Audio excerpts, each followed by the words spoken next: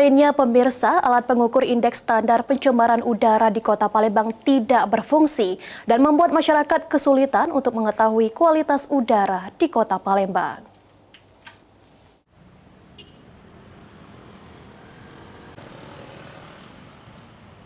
Di tengah maraknya kebakaran hutan dan lahan di Sumatera Selatan, membuat alat pengukur indeks standar pencemaran udara atau ISPU sangat diperlukan untuk melihat batas kualitas udara di Kota Palembang.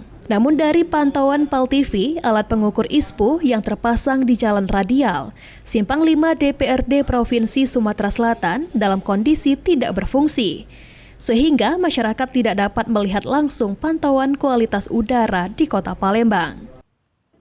Rahma Fitriani, salah satu warga, menyayangkan atas hal tersebut dan berharap agar alat pengukur ISPU dapat segera diperbaiki agar masyarakat dapat melihat kualitas udara yang ada di Kota Palembang. Harapan saya sebagai warga Kota Palembang bisa dapat diperbaiki agar bisa melihat kualitas suhu di Kota Palembang lebih baik lagi. Oke. Kalau kita melihatnya kualitas udara di Kota Palembang saat ini seperti apa sih, Mbak?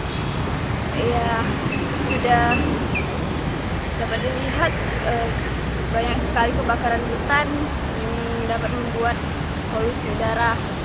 Jadi kalau bisa cepat diperbaiki.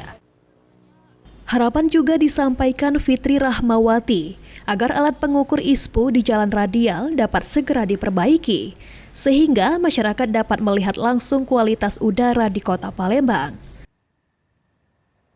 Harapannya agar cepat diperbaiki biar masyarakat bisa melihat kualitas udara di Kota Palembang.